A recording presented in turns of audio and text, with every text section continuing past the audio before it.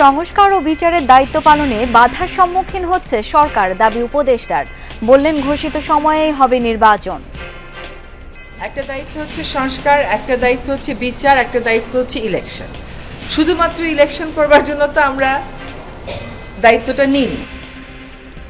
পদত্যাগ করবেন না ডক্টর ইউনূস, বিশেষ সহকারীর স্ট্যাটাস। পদত্যাগ না করে প্রধান উপদেষ্টা নির্বাচনের রোডম্যাপ ঘোষণার দাবি। জয়নুল আবেদিনের ভোটে সুনির্দিষ্ট নির্দেশনা না থাকায় অস্থিরতা হচ্ছে, মন্তব্য সাকির। যুক্তরাজ্যে সালমান পুত্র আহমেদ শায়ান ফজলুর রহমানের দুটি সম্পদ জব্দের আদেশ। দুর্নীতি ও তহবিল আত্মসাতের অভিযোগের পর এই পদক্ষেপ নিল দেশটি।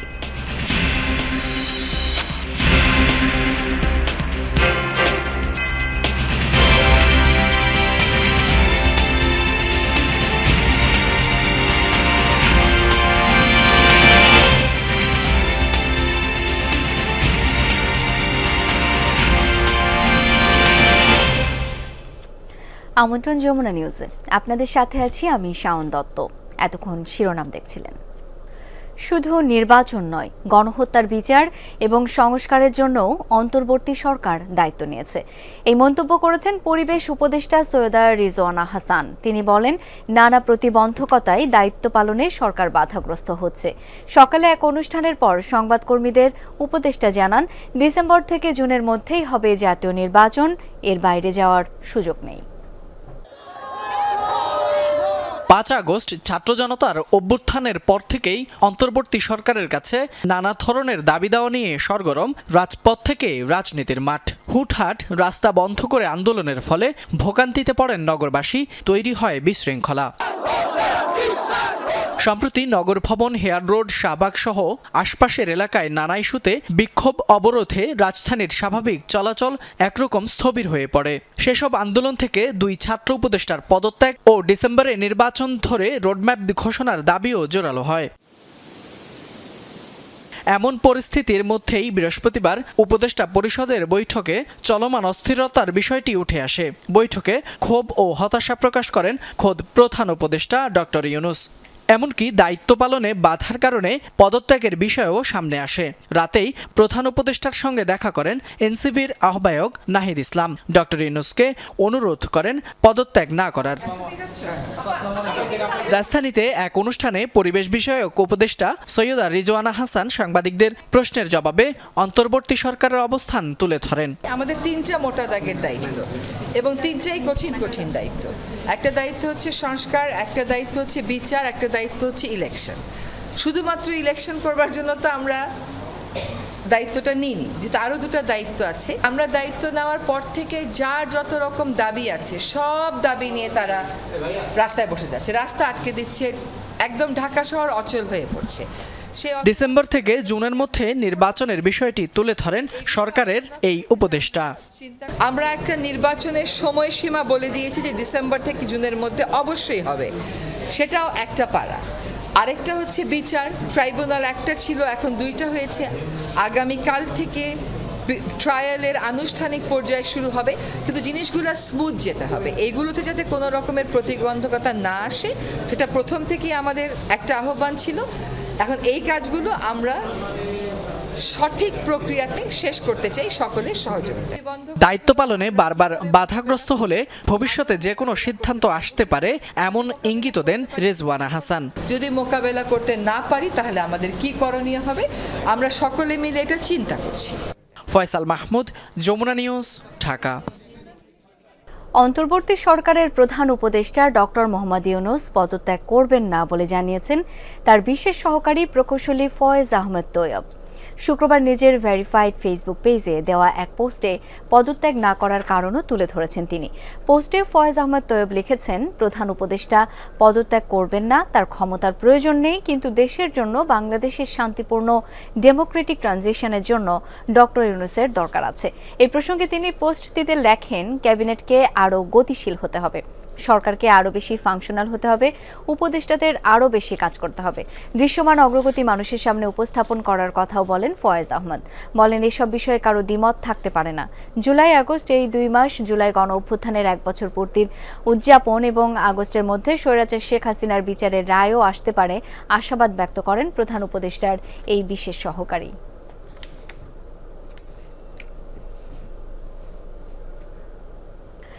পদত্যাগ না করে প্রধান উপদেষ্টাকে নির্বাচনের রোডম্যাপ দেওয়ার দাবি জানিয়েছেন বিএনপি চেয়ারপারসনের উপদেষ্টা জয়নুল আবেদিন ফারুক। দুপুরে প্রেস ক্লাবে অপরাজেয় বাংলাদেশের আয়োজনে জাতীয় নির্বাচন বানচালের ষড়যন্ত্র রুখিয়ে দাঁড়াও দেশবাসী শীর্ষক সমাবেশে তিনি এই দাবি জানান। উপদেষ্টা আসিফ মাহমুদ, মাহফুজ আলম ও জাতীয় নিরাপত্তা উপদেষ্টা খলিলুর রহমানের পদত্যাগের দাবিও জানান তিনি। প্রধান উপদেষ্টা পদত্যাগ করতে চান এমন সংবাদে বিস্ময় প্রকাশ করে জয়নুল আবেদিন বলেন, কোনো উপদেষ্টার পদত্যাগ করাতে অভ্যুত্থানের পর তাদের বসানো হয়নি। সুষ্ঠু নির্বাচন চাই বিএনপি। আপনাকে কেন বসিয়েছিলাম 9 মাস? আপনি কি সেই পথে এগোতে পেরেছেন? আমরা তো চাই না আপনাদের পদত্যাগ। আমরা তো আপনাদের বসিয়েছিলাম বাংলাদেশের মানুষ যেই জন্য আন্দোলন করেছে, একটি নির্বাচনের জন্য 9টি মাস অতিবাহিত হলো। কেন এখনো নির্বাচনের ম্যাপ দেওয়া হচ্ছে না? বিচার সংস্কার এবং নির্বাচনের সুস্পষ্ট রোডম্যাপ ঘোষণার আহ্বান জানিয়েছেন গণসংহতি আন্দোলনের প্রধান সমন্বয়ক জুনায়েদ সাকি। দেশে অস্থিতিশীল পরিবেশ তৈরি হয়েছে বলেও মনে করেন তিনি। সকালে জাতীয় প্রেস ক্লাবের সামনে 10 দফা দাবিতে বাংলাদেশ গার্মেন্টস শ্রমিক সংহতি আয়োজিত শ্রমিক সমাবেশে তিনি এই দাবি জানান। বলেন, বিচার সংস্কার ও নির্বাচনের সুস্পষ্ট রোডম্যাপ না থাকায় অস্থিতিশীল পরিবেশ তৈরি হয়েছে। রাজনৈতিক ও অর্থনৈতিক স্থিতিশীলতার জন্য গণতান্ত্রিক বন্দোবস্তের বিকল্প নেই বলেও মন্তব্য করেন সাকি। তাদের অধিকার, তাদের মর্যাদা যদি সেখানে প্রতিষ্ঠা না করা হয়, তাহলে অভ্যুত্থানের সাথে বিশ্বাসঘাতকতা করা হবে। ন্যূনতম জাতীয় ঐক্যমত্য রেখে সংস্কার প্রক্রিয়ার মধ্য দিয়ে, একটি গণতান্ত্রিক নির্বাচনের মধ্য দিয়ে আমরা নতুন বাংলাদেশ, গণতান্ত্রিক রাজনৈতিক বন্দোবস্তের বাংলাদেশ প্রতিষ্ঠা করি।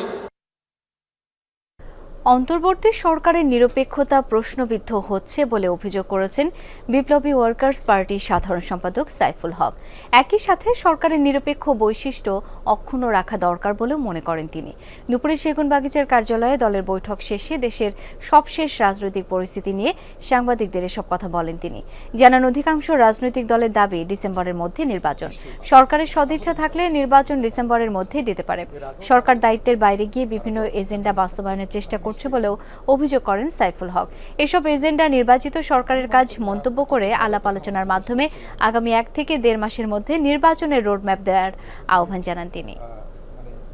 দায়িত্বশীল ভূমিকা পালন করেছেন। এর আগেও তার সরকারের যদি এবং ঐক্যমত কমিশনের যদি সুস্পষ্ট সদিচ্ছা থাকে, আগামী 1 মাসের মধ্যে পুরো আলাপ আলোচনাটা গুটিয়ে এনে যেখানে আমার ন্যূনতম ঐক্যমত সংস্কারের প্রশ্নে, রূপান্তরের প্রশ্নে, সে ব্যাপারে আমরা একটা একমত হয়ে জাতীয় সনদে আমরা স্বাক্ষর করতে পারি। জুলাই আগস্ট গণ অভ্যুত্থান পরবর্তী সেনানিবাসের অভ্যন্তরে প্রাণ রক্ষার্থে আশ্রয় নেওয়া 626 জনের পূর্ণাঙ্গ তালিকা প্রকাশ করেছে আইএসপিআর। এর মধ্যে 24 জন রাজনৈতিক ব্যক্তিত্ব, 5 জন বিচারক, 19 জন বেসামরিক প্রশাসনের কর্মকর্তা, 515 জন পুলিশ কর্মকর্তা ও সদস্য এবং তাদের পরিবারের সদস্যরা। বিভ্রান্তিমূলক অপপ্রচার থেকে সবাইকে সতর্ক থাকার আহ্বান জানিয়েছে সংস্থাটি। জানায়, সেনাবাহিনী দেশের সার্বভৌমত্ব রক্ষার পাশাপাশি পেশাদারিত্ব, নিষ্ঠা ও আস্থার সাথে জাতির পাশে থাকতে প্রতিশ্রুতিবদ্ধ। জুলাই আগস্ট 2024 ছাত্র জনতার গণঅভ্যুত্থানে পতন ঘটে আওয়ামী স্বৈরশাসনের। দেশ ছেড়ে পালিয়ে যান তখনকার প্রধানমন্ত্রী শেখ হাসিনা। একই সাথে পালিয়ে যান সেই সময়ে চলমান সংসদের সকল সংসদ সদস্য, প্রধান বিচারপতি, এমনকি জাতীয় মসজিদের খতিব, যা বাংলাদেশের রাজনৈতিক ইতিহাসে নজিরবিহীন। রাজনৈতিক এমন পরিস্থিতিতে রাজধানী ঢাকাসহ দেশের বিভিন্ন সেনানিবাসে আশ্রয়ের জন্য ছুটে যান রাজনীতিবিদ, বিচারক, প্রশাসনিক কর্মকর্তা, পুলিশ সদস্য, বিশ্ববিদ্যালয় ভিসি ও কর্মীসহ তাদের পরিবারের অনেকেই।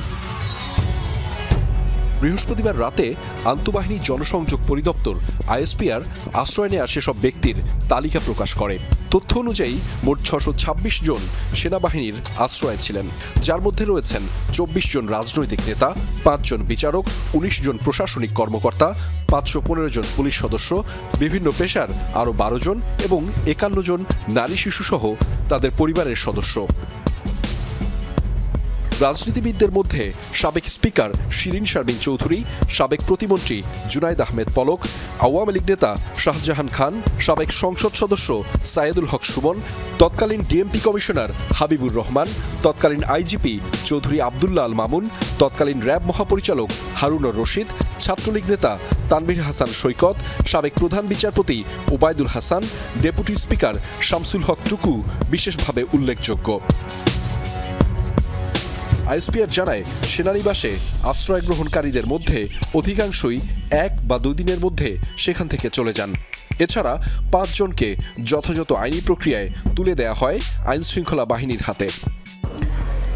এর আগে 2024 সালের 18 আগস্ট আইএসপিআর বেশ কয়েকজন রাজনীতিবিদ, সংসদ সদস্য, পুলিশ কর্মকর্তা সহ তাদের পরিবারের আশ্রয় নেয়ার কথা আনুষ্ঠানিকভাবে প্রেস বিজ্ঞপ্তিতে জানিয়েছিল। তবে এবার 626 জনের পূর্ণাঙ্গ তালিকা প্রকাশ করেছে সংস্থাটি।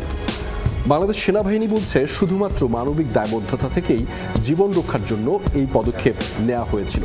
তাই এটিকে ঘিরে কোনো ধরনের অপপ্রচার কিংবা বিভ্রান্তিমূলক কোনো তথ্য প্রচারের মাধ্যমে বাংলাদেশ সেনাবাহিনীর ভাবমূর্তি ক্ষুণ্ণ করার কোনো সুযোগও নেই।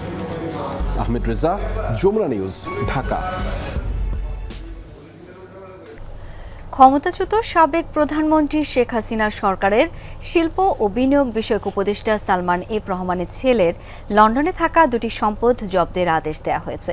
সম্পত্তি জব্দের এই আদেশ পেয়েছে যুক্তরাজ্যের ন্যাশনাল ক্রাইম এজেন্সি এনসিএ। প্রভাবশালী সংবাদ মাধ্যম ফিনান্সিয়াল টাইমসের এক অনুসন্ধানী প্রতিবেদনে এ তথ্য উঠে এসেছে। এসব সম্পদ অফশোর কোম্পানির মাধ্যমে কেনা হয়েছিল। শেখ হাসিনার শাসনামলের দুর্নীতি ও তহবিল আত্মসাতের অভিযোগের পর এই পদক্ষেপ নেওয়া হলো। অনুসন্ধানী প্রতিবেদন অনুযায়ী জব্দ হওয়া 2টি সম্পদের মালিক আহমেদ শায়ান ফজলুর রহমান, যিনি বেক্সিমকোর প্রতিষ্ঠাতা সালমান এফ রহমানের ছেলে, আর সালমান এফ রহমান শেখ হাসিনার বিনিয়োগ বিষয়ক উপদেষ্টা ছিলেন। জব্দকৃত সম্পদের একটি হচ্ছে লন্ডনের অভিজাত এলাকা 17 গ্রোসভেনর স্কোয়ারে অবস্থিত একটি বিলাসবহুল অ্যাপার্টমেন্ট, যা 2010 সালে 65 লাখ পাউন্ডে কেনা হয়। অপরটি উত্তর লন্ডনের গ্রেশাম গার্ডেন্সে অবস্থিত একটি বাড়ি, যা 2011 সালে 12 লাখ পাউন্ডে কেনা হয়। যুক্তরাজ্যের ইলেকটোরাল রোলের তথ্য অনুযায়ী যুক্তরাজ্যের সাবেক সিটি মিনিস্টার টিউলিপ সিদ্দিকের মা শেখ রেহানা, যিনি কখনো কখনো গ্রেশাম গার্ডেন্সের ওই বাড়িতে থাকতেন, তিনি আবার সাবেক প্রধানমন্ত্রী শেখ হাসিনার বোন। তবে এখনও তিনি সেখানে থাকেন কিনা তা নিশ্চিত নয় বলে উল্লেখ করেছে ফিনান্সিয়াল টাইমস। ব্রিটেনের ন্যাশনাল ক্রাইমস এজেন্সি এনসিএ এক বিবৃতিতে বলেছে, লন্ডনের 17 গ্রোসভেন স্কোয়ার এবং গ্রেশাম গার্ডেন্সের সম্পদ দুটি জব্দের আদেশ দেওয়া হয়েছে। এটি একটি চলমান তদন্তের অংশ। দুর্নীতি দমন কমিশন দুদকের চেয়ারম্যান মোহাম্মদ আব্দুল মোমেনের উদ্ধৃতি দিয়ে ফিনান্সিয়াল টাইমস জানিয়েছে, সালমান এফ রহমান ও তার ছেলে আহমেদ রহমান দুজনই দুর্নীতির তদন্তে সন্দেহভাজন। এদিকে পত্রিকাটিতে দেয়া এক বিবৃতিতে সব ধরনের অভিযোগ অস্বীকার করেছেন আহমেদ শায়ান রহমানের মুখপাত্র। তার মক্কেল কোনো বেআইনি কর্মকাণ্ডের সঙ্গে জড়িত নয় বলেও দাবি তার। তবে যুক্তরাজ্যের যে কোনো তদন্তে তারা পূর্ণ সহযোগিতা করবেন। আব্দুল্লাহ তুহিন, যমুনা নিউজ, ঢাকা। তুরাগ, বুড়িগঙ্গা সহ ঢাকার 4 নদী দখল দূষণ থেকে রক্ষায় বিশ্বব্যাংক ও এডিবির সঙ্গে চুক্তি করতে যাচ্ছে সরকার, জানিয়েছেন পরিবেশ উপদেষ্টা সৈয়দা রিজওয়ানা হাসান। সকালে ঢাকা বিশ্ববিদ্যালয় সিনেট ভবনে বাংলাদেশ প্রাণীবিদ্যা সমিতির 24তম জাতীয় সম্মেলনে তিনি এই তথ্য জানান। তুরাগ নদী দখল ও দূষণ মুক্ত করার মধ্য দিয়ে শুরু হবে এই কার্যক্রম। এছাড়া টাঙ্গাইলের মধুপুরে থাকা গারো সম্প্রদায়ের বিরুদ্ধে বন বিভাগের করা মামলা প্রত্যাহার করার কথাও জানান পরিবেশ উপদেষ্টা রিজওয়ানা হাসান। তিনি বলেন, গারোদের ভূমি সংক্রান্ত জটিলতাও নিরসন করা হবে এবং মধুপুর সহ দেশের 4টি শালবন উদ্ধার করা হবে। মাদক আর জুয়ার টাকা জোগাতে হত্যাকাণ্ড আর সিএনজি ছিনতাই। এক সপ্তাহ আগে রাজধানীর শ্যামলীতে চালককে খুন করে সিএনজি নিয়ে পালায় 3 বন্ধু। পরে ব্রাহ্মণবাড়িয়ায় নিয়ে বিক্রি করে দেওয়া হয় যানটি। বৃহস্পতিবার অভিযান চালিয়ে তাদের গ্রেপ্তার ও সিএনজি উদ্ধার করে র্যাব 4। আজ সংবাদ সম্মেলনে র্যাব জানায়, আসামিরা দীর্ঘদিন ধরেই চুরি ছিনতাইয়ের সাথে জড়িত। 16 মে রাত 4:25 রাজধানীর মিরপুর ডিওএইচএস এর 4 নম্বর গেট সংলগ্ন এলাকায় ঢোকে একটি সিএনজি। কিছু সময় পর সিএনজিটি চলে যায়। পরদিন সেখান থেকে উদ্ধার হয় অজ্ঞাত মরদেহ। চালককে মাথার পেছনে আঘাতের মাধ্যমে করা হয়েছে হত্যা। তদন্তে নেমে র্যাব জানতে পারে সিএনজি চুরির উদ্দেশ্যে চালক বাচ্চুকে খুন করেছে 6 থেকে 7 জনের একটি দল। ঘটনার দিন রাত 3টা নাগাদ সৌরভ, ইয়াসিন ও মুসা শ্যামলী থেকে সিএনজিতে ওঠেন। তার মৃত্যুর পরে তারা প্রায় 1-1.5 ঘন্টা ঢাকা শহরের বিভিন্ন স্থানে লাস্টিক কোন জায়গায় ফেলবে সেটা রেকি করে, কিন্তু কোনো সুইটেবল জায়গা পায় না। পরবর্তীতে আনুমানিক সকাল 4:30টার দিকে মিরপুর ডিএইচএস সংলগ্ন 4 নম্বর গেট এলাকায়, যেটা আপনারা ভিডিও ফুটেজে দেখবেন, যে একটা সিএনজি, এই সিএনজিটা এখানে প্রায় 2 মিনিটের মতো থামে এবং তখন ওরা এই ডেড বডিটা এখানে ফেলে চলে যায়। মাদক ও জুয়ার টাকা ম্যানেজ করতেই ছিল এই অপরাধ। অভিযান চালিয়ে 5 জনকে গ্রেপ্তার করেছে র্যাব। আসামিরা চালককে হত্যার পর সিএনজি নিয়ে ব্রাহ্মণবাড়িয়া চলে যায়, বিক্রি করে 40,000 টাকায়। প্রাথমিকভাবে তাদের হত্যার পরিকল্পনা ছিল না, সিএনজিটা ছিনতাইয়ের পরিকল্পনা ছিল, কিন্তু যেহেতু প্রথম আঘাতে সে বেশি আঘাতপ্রাপ্ত হয়ে গেছে, তো পরবর্তীতে তারা আসলে এটাকে হত্যার দিকেই ধাবিত করে। এই গ্রুপটা মূলত বিভিন্ন ধরনের স্টেশন, রেল স্টেশন, এই ধরনের জায়গায় ইতিপূর্বে ছোটখাটো চুরি ছিনতাই এগুলা করেছে বলে তারা স্বীকার করেছে। এদিকে সাভারে রংমিস্ত্রি শাহিন হত্যার ঘটনায় প্রধান আসামি মেহেদি হাসানকে বিদেশি রিভলভার সহ গ্রেপ্তার করা হয়েছে। তাদের পূর্বশত্রুতা ছিল। কথা কাটাকাটির এক পর্যায়ে শাহিনের মাথায় গুলি চালিয়ে হত্যা করে মেহেদি। গতকালকে আমরা তাকে টঙ্গিস্থ এলাকা হতে রাতের বেলা গ্রেফতার করি। রাব্বি সিদ্দিকী, যমুনা নিউজ, ঢাকা। পবিত্র ঈদুল আজহা উপলক্ষে তৃতীয় দিনের মতো অনলাইনে ট্রেনের অগ্রিম টিকিট বিক্রি শুরু করেছে বাংলাদেশ রেলওয়ে। কিন্তু অনেকেই টিকিট কাটার জন্য স্টেশনে চলে যান। সকাল 8টায় শুরু হয় পশ্চিমাঞ্চলের ট্রেনের অগ্রিম টিকিট, আর দুপুর 2টায় শুরু হবে পূর্বাঞ্চলের ট্রেনের টিকিট বিক্রি। আজ আগামী 2 জনের টিকিট দেওয়া হচ্ছে। অগ্রিম টিকিট কেবল অনলাইনেই কাটতে পারবেন যাত্রীরা। স্টেশনের কাউন্টারে কোনো টিকিট বিক্রি হচ্ছে না। ঘণ্টাখানেকের মধ্যেই শেষ হয়ে যায় সব টিকিট। অনেকে চেষ্টা করে যাত্রার আগাম টিকিট কিনতে ব্যর্থ হন, তাই স্টেশন কাউন্টারে ছুটে যান টিকিট কিনতে, কিন্তু ফেরেন খালি হাতে।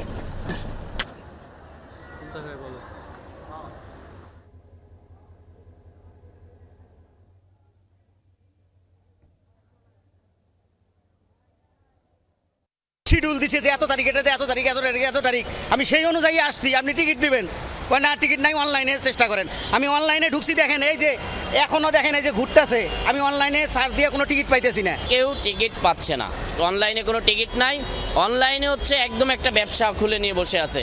সরকারের এদিকে কোনো মনোযোগ নাই, শুধু টিকিট ছাড়ে দিয়ে বসে আছে।